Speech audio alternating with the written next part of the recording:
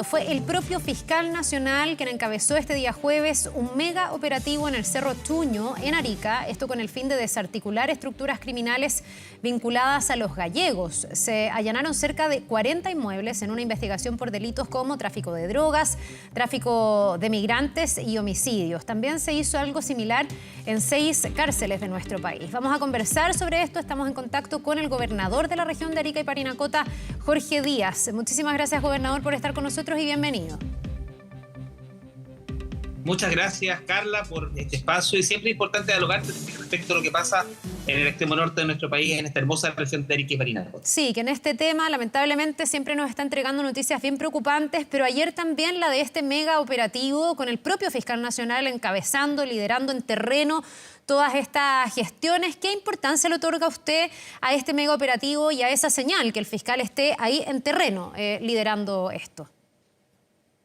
Bueno, este es el cuarto mega operativo que se realiza en un sector de Arica que se denomina Cerro Chuño y que contó con la presencia del fiscal nacional, y es algo que a nosotros nos parece muy importante porque viene a reforzar el trabajo que está haciendo por la Fiscalía Regional que lidera el fiscal Mario Carrera, porque ayer además tuvieron que estar en dos frentes. Por un lado, en la audiencia de juicio oral que se sigue contra los gallegos, pero por otra parte también en el Cerro Chuño haciendo este tipo de operativos y allanamientos porque se presume que se está rearticulando esta banda de crimen organizado, porque toda vez que tiene una estructura jerárquica, a la medida que los líderes van cayendo detenidos en prisión preventiva, producto de estos operativos que se han seguido en la región, después los que siguen en jerarquía van asumiendo ese tipo de roles, y por lo tanto podría ser algo que nunca acabe si es que no se actúa de manera diligente y desde ambos frentes. Así es que valoramos mucho la presencia del fiscal, porque además hubo ciertos elementos y características que llamaban mucho la atención respecto de este tipo de audiencias. Por ejemplo, que se hicieron allanamientos de manera paralela en distintas cárceles del país, incluyendo la cárcel de Arica. Sí, pero en la cárcel... Gobernador, antes de entrar a las cárceles, porque esta es como otro aspecto muy relevante de lo que es la persecución del crimen organizado. Sabemos que son centros operativos del crimen organizado y así lo han constatado países que están con esto mucho más desarrollado que nosotros. Pero me quiero quedar en lo que pasó en Cerro Chuño y la importancia de este mega operativo, porque usted lo decía, caen integrantes de la banda y pareciera que estas bandas se van como rearticulando rápidamente y van nuevamente reorganizando su jerarquía. ¿Eso qué significa? Que esto se tiene que hacer de manera incluso más sistemática, porque ya van 4 mega operativos en 2 años, pero pareciera ser que avanza demasiado rápido el crimen organizado. Yo creo que aquí hay decisiones más permanentes que tomar por parte del Estado. ¿Cómo cuáles? ¿Por qué? Porque no tenemos que esperar un cuarto, quinto, sexto, séptimo, octavo operativo, mega operativo para que esto se siga frenando. Y es porque, como nosotros tenemos una condición fronteriza, hace un par de días atrás se aprobó nuevamente por parte del Congreso una prórroga de la Ley de Infraestructura Crítica que incorpora la presencia de militares en zonas fronterizas para evitar el ingreso de migrantes por pasos irregulares al país. Sin embargo, esta ya es una nueva prórroga de esta decisión, pero lo que nosotros entendemos es que debe existir una decisión permanente del Estado respecto de qué va a pasar con las zonas de fronteras. Si es una función que va a cumplir de manera permanente o no las Fuerzas Armadas del resguardo de fronteras en tiempo de paz, implicaría una modificación constitucional, pero eso es algo que se debe decidir, o se van a incorporar policías de frontera, porque indudablemente eso no permite una planificación adecuada. Cuando revisamos por qué estas bandas de crimen organizado tienen esta operativa, es porque operan desde dentro de las cárceles y fuera de las cárceles, desde dentro de la región y fuera de ella, desde dentro del país, fuera de Chile. Y tienen una presencia importante en Perú y también en el sur del Perú, en la región fronteriza de Arica, que están. De modo tal que es muy importante que se tomen ese tipo de decisiones, y además otras decisiones, por ejemplo, respecto del Cerro Chuño. El Cerro Chuño es un sector que está afectado por la presencia de distintos polimetales, y por ahí, por el primer gobierno de la presidenta Bachelet, se tomó la decisión de erradicarlo. Pasó después Bachelet 1, Piñera 1, Bachelet 2, Piñera 2, y el gobierno del presidente Boris ya cumplía la mitad de su mandato, y esta condición sigue igual o peor. Entonces, ¿qué más debe ocurrir para que se tomen decisiones respecto de este espacio vinculado al crimen organizado, que no solamente está afectando a mi región, sino que desde Arica y Parinacota al resto del país? Gobernador. Entendemos que es un espacio que es muy significativo, que es como un caldo de cultivo que es suficientísimo para que esto se siga proliferando. Entonces, las condiciones que están ahí son las óptimas para que estas bandas se puedan rearticular y se deben tomar decisiones de carácter permanente. Sí, es bien preocupante lo que está pasando con estas tomas, con estos campamentos, ahí en el Cerro Chuño y en otros lugares. Yo estaba leyendo información también que ha emanado a raíz también de lo que pasó con este mega operativo, cómo ahí los pobladores señalan que los gallegos les estaban dando el suministro eléctrico. O sea, un día llegaron, se colgaron una torre de media tensión, hicieron un tendido eléctrico, reunieron a todos los pobladores, le dijeron a los pobladores, ahora en adelante los que iban a proveer de la electricidad eran ellos y que o les pagaban la tarifa que ellos ponían o balazos a sus casas. Y el que se atrasara en la cuota, en la cuenta, balazos a sus casas. Aquí hay varias ópticas, digamos. Una, cómo estos grupos atemorizan a la persona, pues vienen todos aterrorizados.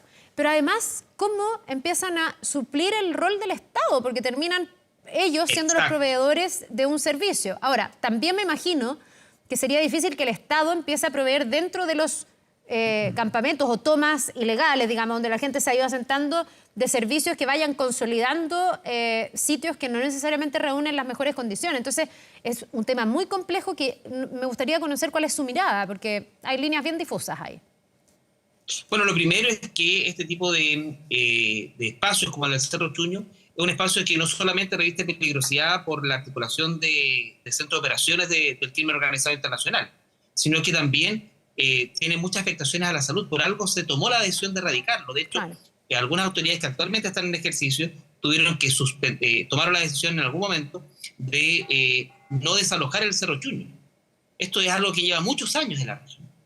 Y eso es algo que no puede seguir sucediendo. Se deben tomar decisiones respecto de este espacio, porque tal como tú indicas, hay una ausencia de Estado. Y no solamente respecto a la luz eléctrica, sino que también del agua potable. Entonces, evidentemente que hay características y condiciones que son propicias para que esta proliferación del crimen organizado tenga ese espacio como un centro de operaciones. Y eso es algo que definitivamente nosotros tenemos que eliminar, y no solamente por la tranquilidad de mi región, porque el crimen organizado, claro, tiene una cierta penalidad, pero ha traspasado las fronteras regionales y ha estado ahora en todo el país. De hecho, los allanamientos que se provocaron en las cárceles se provocaron en distintas cárceles en todo Chile. La cantidad también de delitos que se vinculan al crimen organizado también están desarrollados en distintas regiones del país. Entonces, evidentemente que es algo que ya no es una preocupación solo de mi región, pero que es una preocupación del país entero. Ya, vamos al tema de las cárceles, porque nos podríamos quedar hablando de las tomas en los campamentos, no solo en Cerro Chuño, ha pasado en otros lugares. Ayer vimos uno desalojado acá, la toma 17 de mayo, la resistencia que puso la gente, y también uno dice, bueno, ahí ¿por qué el Estado no está entrando? ¿Por qué hay ese abandono que es tierra fértil para que sí avance el crimen organizado, incluso proveyendo de los servicios básicos? Bueno, sería muy, muy largo seguir ahí. Quiero también avanzar a lo de las cárceles, porque me parece también, gobernador, que ahí ayer en paralelo se apuntó a esta tierra fértil para el delito, pero también las cárceles que sabemos son centros operativos de crimen organizado. Eso pasó, por ejemplo, con el Tren de Aragua en la cárcel de Tocorón de Venezuela. De ahí proviene el Tren de Aragua. Y acá se teme que también esté el crimen organizado operando desde las cárceles. Y hubo una noticia en particular que llamó mucho la atención, que es que uno de los cabecillas, apodado como el Ruso, tenía a su disposición una llave para abrir las esposas que no entendemos por qué estaban en su poder. ¿Cómo lo lee usted? ¿Qué sabe al respecto? ¿Y qué le parece que un reo tenga las llaves de sus esposas? Ahora, entendamos que no fue pesquisado en cualquier cárcel, era la cárcel de máxima seguridad del país, y no era cualquier reo. Era uno de los integrantes del Tren de Aragua, uno de los líderes del Tren de Aragua.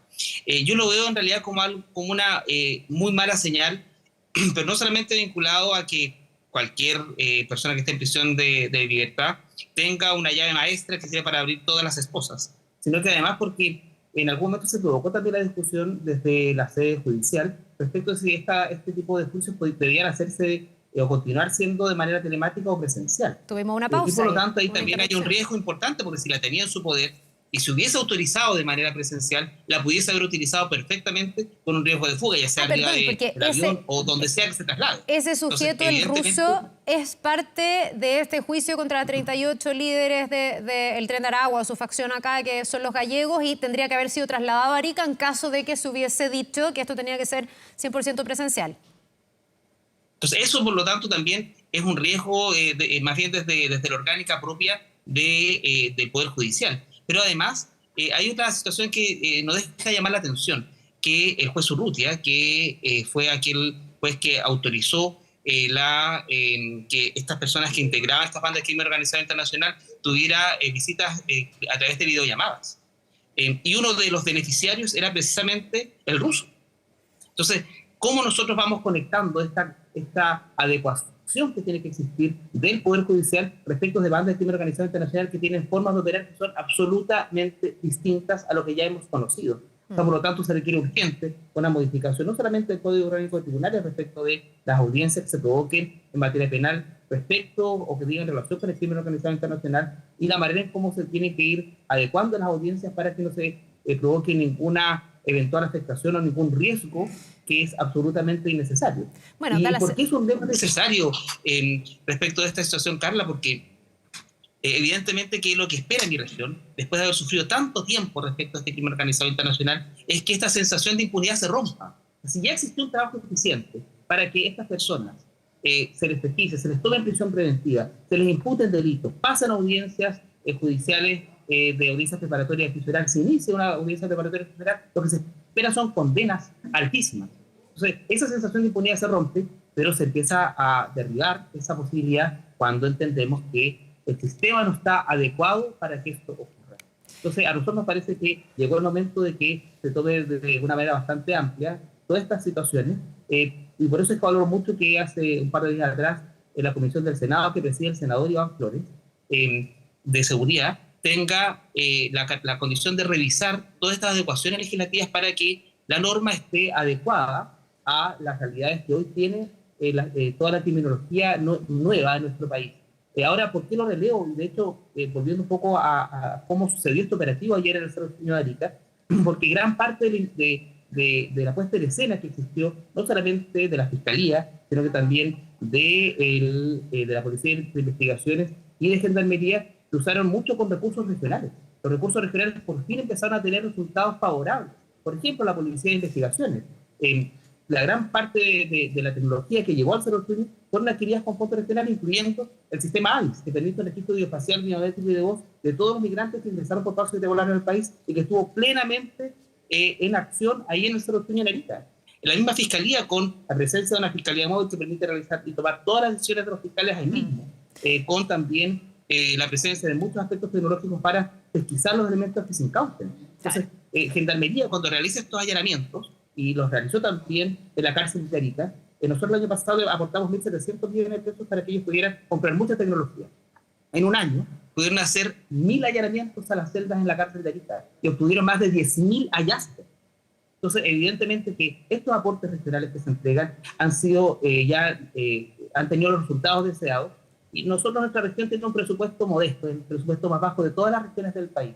Pero nosotros hemos demostrado que a pesar de que tenemos el presupuesto más bajo de todas las regiones de Chile, tenemos el presupuesto más alto en inversión de seguridad, que es lo que la región de Arica y Parinacota hoy necesita. Bien, pues no será todo lo que se requiere, pero son aportes. Esperemos además que a raíz de este juicio que se está desarrollando no solo haya condenas ejemplares, sino que también aprendamos y sepamos mucho más de cómo opera el crimen organizado y que estos mega operativos y también la presencia del Estado de manera más permanente se pueda sentir en la zona. Le queremos agradecer al gobernador de la región de Arica y Parinacota, Jorge Díaz, por haber conversado con nosotros esta mañana. Que le vaya bien.